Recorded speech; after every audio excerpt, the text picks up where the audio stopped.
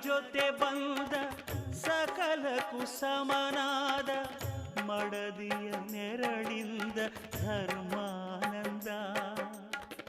ಹೃದಯದ ನೋವನ್ನು ಪ್ರೀತಿಯ ಸುಧೆ ಮಾಡಿ ನಾಲ್ವರ ನಗಿಸುವುದೇ ಮನುಜ